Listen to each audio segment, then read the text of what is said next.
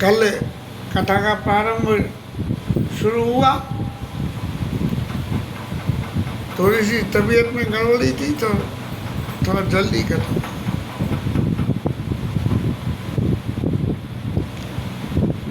सारे किसी भी ऐसे काम को जो हमने पहले नहीं किया हो और उस काम को करने जाएं तो काम करने जाने में मन में सफलता के प्रति संदेह बना रहे तो हम सबसे पहला काम क्या करते हैं कि देवताओं को मनाते हैं। अपने अपने देवताओं को 33 करोड़ देवता हैं, किसका लागा किसके संग जुड़ा हुआ है ये देवताओं को मनाते हैं। लेकिन आदि देवों को सबसे पहले बुलाया। इनमें गणपति बाबा, शंकर जी महाराज और तुम्हारी विष्णु भगवान, इन सबको बुला के सबकी वंदना करी गई। इसके बाद में गुरु वंदना। जितना कुछ देखा समझा है लोगों को और कथावाचकों से कथा सुनते रहते हैं तो लोगों को सुनते हैं तो वो लोग सब पहले गुरु की वंदना करते हैं और पीछे बाद बाकी वंदनाएं करी जाती हैं। अब रहे यहाँ गुरु की वंदना हिंदी से शुरू करी गई, संस्कृत से न करी गई। ही के बंदों गुरु पद कंज, गुरु जी के चरणों को जो है कमल की उपमा दी है। कृपा सिंधु नर रूप हरि, नरों मनुष्य के रूप में साक्षात गुरु जी भगवान है और मोह रूपी अंधेरे को मिटाने के लिए और कुछ करें न करें उनके वचनों को से मोह रूपी अंधेरा मिट जाता है। अब चौपाइयाँ जब शुरू करी तो चौपाइयों में भी मंदाओ गुरु पदा पदुमा परागा सुरुचि सुबास सरस अनुरागा। गुरु जी के चरण कमलों के पराग, कमल के में पराग के कण होते हैं भी है तो जो पराग के कण के समान है बोले मैं उनकी वो छोटा सा आइटम है उसकी यदि मैं वंदना करता हूँ तो सुरुचि सुवास और सरस अनुरागा, उससे करने से क्या होता है कि रुचि अच्छी हो जाती है, उसमें गंध भी है मिलती है, सरसता भी मिलती है और प्रेम भी मिल जाता है। ये चारों चीज़ें गुरु जी के चरणों के पराग की वंदना करने से मिलता है। गुरु जी के चरणों की जो है रजी जो है वो अमृत के समान है और गुरु जी के चरणों की रज की विशेषता क्या है कि समन सकल भव रुज परवारू, सारे संसार के रोगों का नाश कर देती है।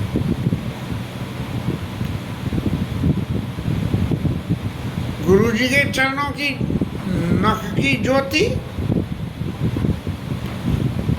उसको यदि हम भगवान के गुरु जी के चरणों के नखों का भी दर्शन करें तो उससे निकलने वाली जो ज्योति होती है वो ज्योति सुमिरत दिव्य दृष्टि ये होती मात्र गुरु जी के चरणों के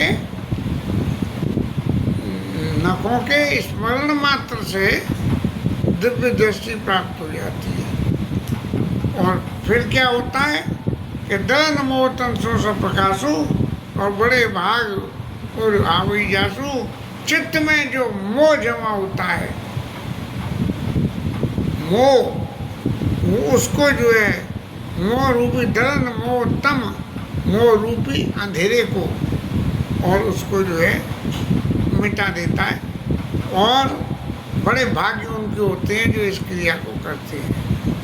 तब क्या होता है कि उगने विमल विलोचन ही के मीते दोष दुख भवरज निजे। इस संसार रात्रि में जितने भी दुख के संसार में गुरु जी के चरणों के रज के पराग की वंदना करने से ही सब दोष दुख सब मिट जाते हैं। और फिर क्या होता है, सूझई राम चरितमणि माणिका मुकुट प्रगट जा जो जेखा। भगवान राम के चरित्र रूपी मणि, उसके दर्शन होने लगते हैं। भगवान के दर्शन होना और भगवान के चरित्र के दर्शन होना, बातें दो अलग अलग दिखती हैं। बोले भगवान का दर्शन हो ये सबसे अच्छा है, लेकिन यदि भगवान का चरित्र हृदय में नहीं आया तो फिर दर्शन से क्या करें। इसलिए भगवान सूझे ही रामचरित्र मन मानिक, भगवान के चरित्र रूपी मणि और गुप्त प्रकट जो ये खाने, ये गुप्त भी रहती है और प्रकट भी होती है। और कहाँ होती है, जहाँ उसकी खाने होती हैं। से कोई चीज़ धरती में से खोद के निकाली जाती है, तो ऐसे ही राम जी का चरित्र भी एक खान से निकलने वाला मणि है कि वो जो है गुप्त भी है और प्रकट भी है। लेकिन प्रकट वहाँ है जहाँ उसके प्रकटने की खान है, और गुप्त वहाँ है जो गुरु जी के चरणों में आस्था को मिले। जता सुअंजनी अंग जग साधक सिद्धि सुजान। ये गुरु जी के चरणों की रज को कोई काजल की तरह से आंखों में लगा ले, और वो आदमी साधक और सिद्ध हो। और कौतुक देखत शैलवन भूतल भूरि निदान, उसे जो है सब जगह संसार के जो क्रियाकर्म है, इन सबके दर्शन भगवत दर्शन के सापेक्ष में होने लगते हैं। माने संसार के जो कहना चाहिए दोष हैं, वो दोष सब नहीं दिखते हैं। गुरु जी के चरणों के रज का अंजन जो है नित्यों के दोषों को दूर कर देता है।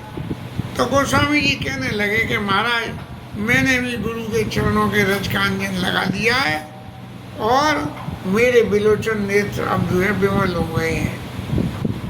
अब जब विमल हो गए नेत्र तो सबसे पहले क्या करना, बोले विमलता जीवन में जब आवे, शुद्धता जब जीवन में आवे, तब सबसे पहले बोले बंदाओ प्याता मई सुर चरना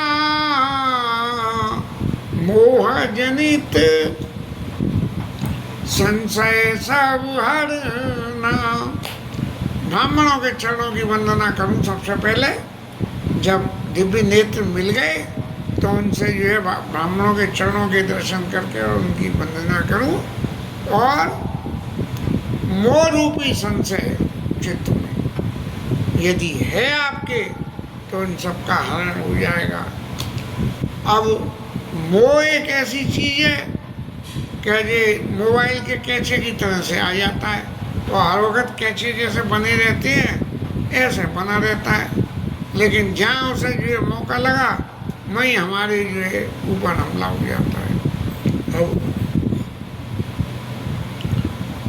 गोस्वामी जी महाराज ने भगवान राम के मुख से कहलवाया कि मेरी भक्ति यदि करनी है तो प्रथम ही विप्र चरण अति प्रीति, ब्राह्मण के चरणों में प्रीति हो, और नहीं धर्म निरत श्रुति नीति। इसलिए गोस्वामी जी यहाँ शुरू में ही कह रहे हैं कि बंदाओ प्रथम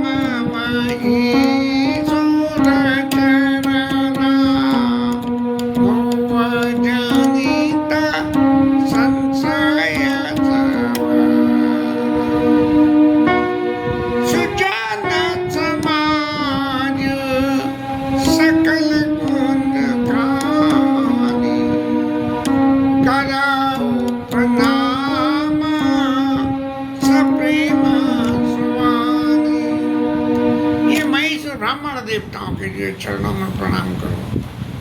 तो जो उससे क्या कि सुजन समाज, ये सज्जन पुरुषों के समाज में सारे गुण जो है इस प्रणाम करने से आ जाते हैं कि सज्जनों के समाज में आदर मिलने लगे।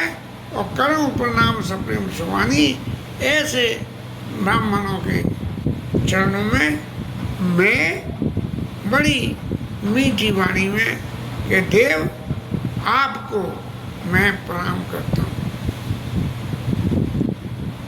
ये तो प्रणाम की बात रही। अब जो सुजन समाज जो है माने साधु समाज, उसके साधु समाज की वंदना करते हुए कहते हैं कि साधु चरित शुभ चरित कपासु निरस विशद गुणमय फल जासु। ये जो साधुओं की जो वंदना हमें कहा कि वो कपास के फूल के समान होते हैं। कपास के फूल में रस नहीं होता और कुछ और भी कुछ नहीं होता।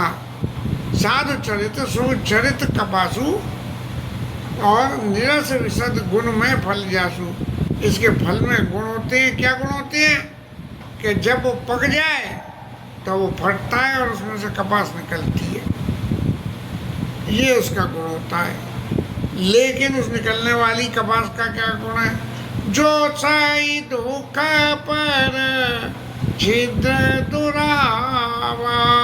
संतों के चैत्र रूपी कपास क्या करती है कि भले ही वो खुद को दुख सहना पड़े, कपास का धागा बना के कपड़ा बना लिया जाता है। और कितने उपयोग दीपक बत्ती ठाकुर जी के लिए करी जाती है।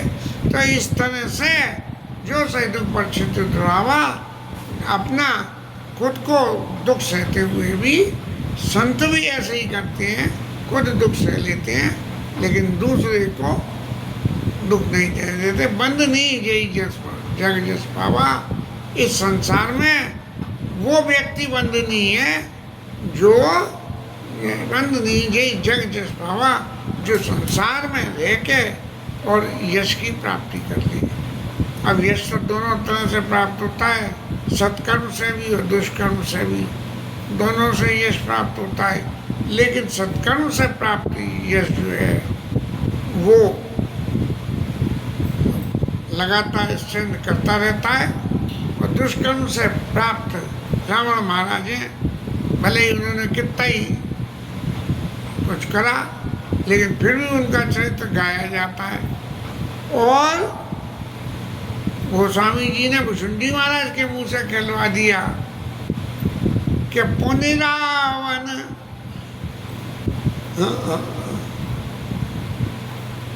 कैसे बहुरी रावण अवतारा। रावण के पैदा होने को भी एक अवतार की संज्ञा दे दी। माने जो गुण हैं वो तो हैं ही हैं, लेकिन अवगुण भी गुण हो जाते हैं। कब गुण हो जाते हैं? जब गुण और अवगुण की आपस में लड़ाई हो और गुण जीत जाए तो उसके अगुण ही गुण हो जाते हैं। रावण महाराज भगवान के धाम चले गए, इंद्र महाराज ने वंदना करी युद्ध के बाद कि अदम शिरोमणि तव पद पावा या मुझे मन विश्व में आवा।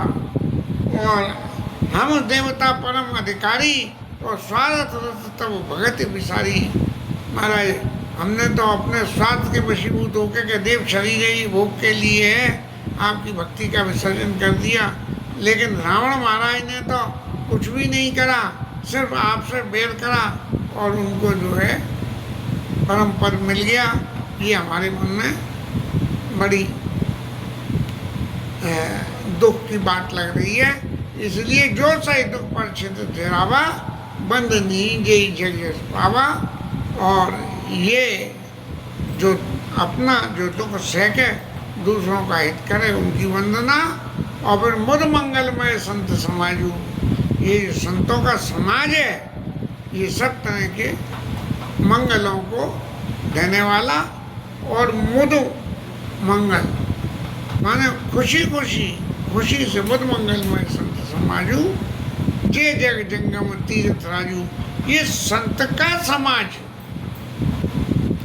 ये जो है तीर्थराज के समान है। तीर्थराज एक जगह स्थिर है, उसके पास जाना पड़ता है, लेकिन वो अचल है अपनी जगह पे। लेकिन संत जो हैं वो चल तीर्थ हैं कि जहाँ चाहें जब चाहें जिसके ऊपर जाके कृपा करें।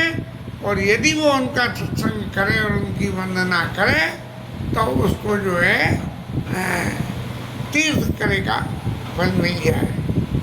और ये संतों के समाज रूपी तीर्थ में क्या होता है कि राम भक्ति जहाँ सुरसरी धारा, भगवान राम की भक्ति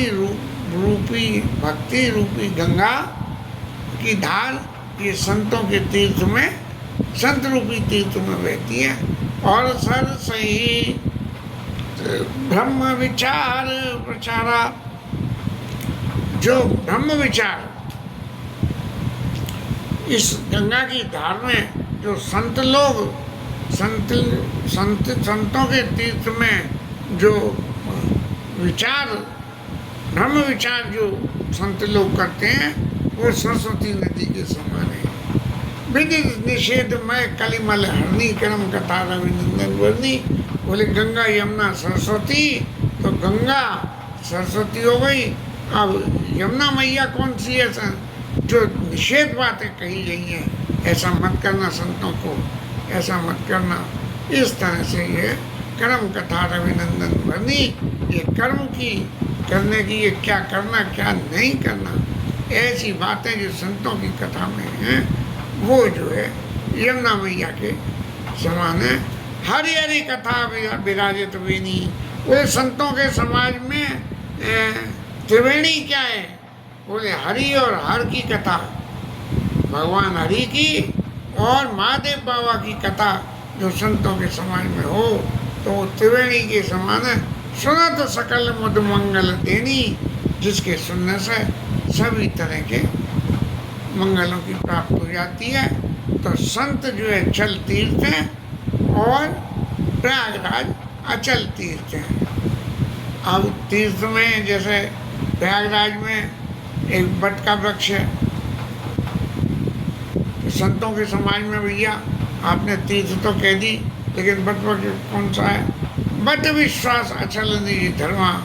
जो लोग इस संतों के समाज का सेवन करें और अपने विश्वास से, वट विश्वास अचल निजी धर्मा, अपने धर्म में स्थित होके, अचल इधर उधर का नहीं, अचल निजी धर्मा तीर्थ राज समाज सुकर्मा।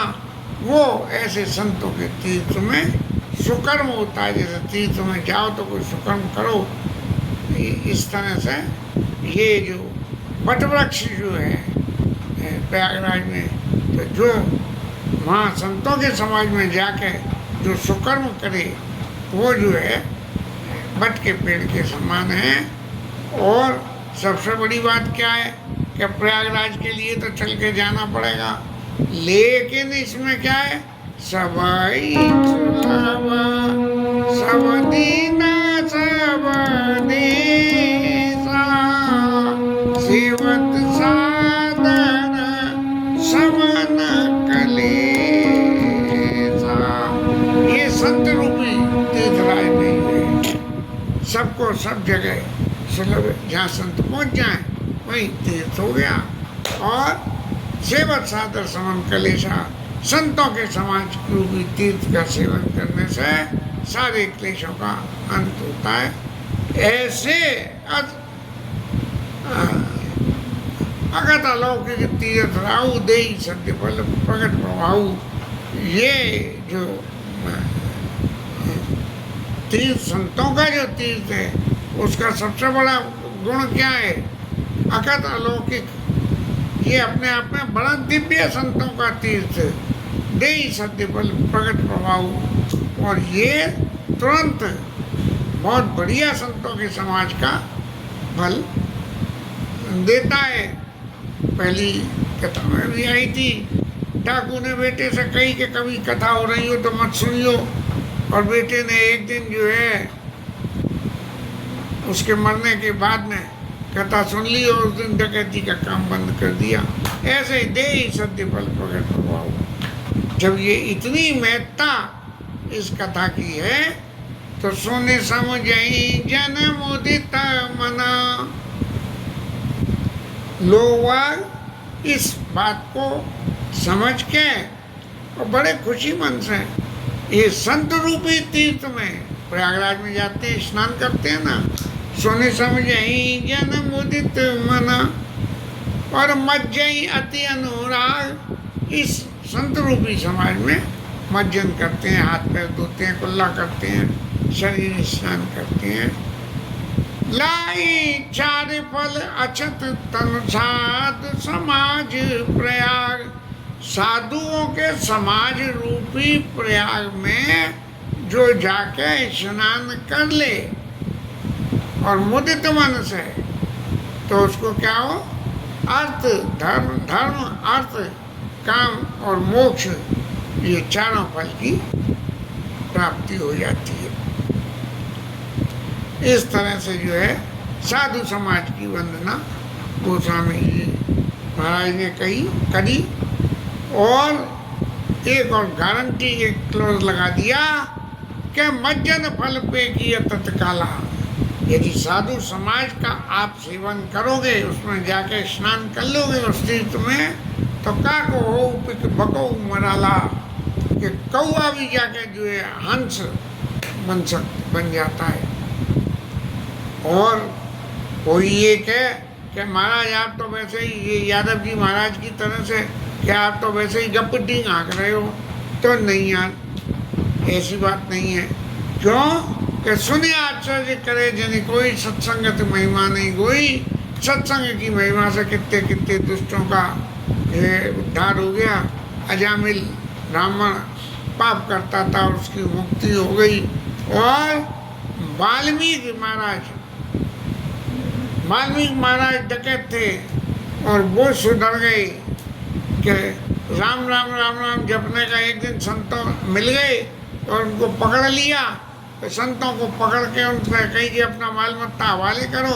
अब संतों के पास जो माल मत्ता था, बोले भैया हमारे पास तो माल मत्ता के नाम पे राम जी का नाम है, तो हमारा ये राम नाम तुम ले लो और राम नाम का जप करना। तो अब वाल्मीकि महाराज ठहरे डकैत, अब जो है राम नाम का जप तो हो कैसे, तो उसकी जगह याद रहा, मार काट करते थे तो मरा याद रहा। और जो वाल्मीकि नारद घट जोनी, ये जो वाल्मीकि जी ने, नारद जी कहते मैं दासी पुत्र संतों की झूठन को पाके माँ के संग संतों में जाता था, तब मेरे को जो है नारद का जन्म मिला। और घट जोनी अगस्त ऋषि महाराज, इन्होंने अपनी अपनी जो है किस किस तरह से इनका उद्धार हुआ, ये सारी बातें इन्होंने कही है। जल चल सलचर नवचर नाना, जेर जेर चेतन जीव जहाना, जितने भी हैं संसार में, मति तीरती गति भूति बलाई, जब जे जतन जाजे पाई। इस संसार में शुद्ध बुद्धि, कीर्ति, अच्छी गति, भलाई जिसने जहाँ कहीं भी पाई है, ये चीज़ें सद्गुण जिसने कहीं भी पाए हैं, तो कैसे पाए हैं? वो सत्संग से पाए हैं। सो जानव सत्संग प्रभाव, वही व्यक्ति सत्संग के प्रभाव को जानता है। यदि सत्संग करोगे तो उसका प्रभाव ऐसे ही मिलेगा कि मज्जन फल पे किए तत्काला।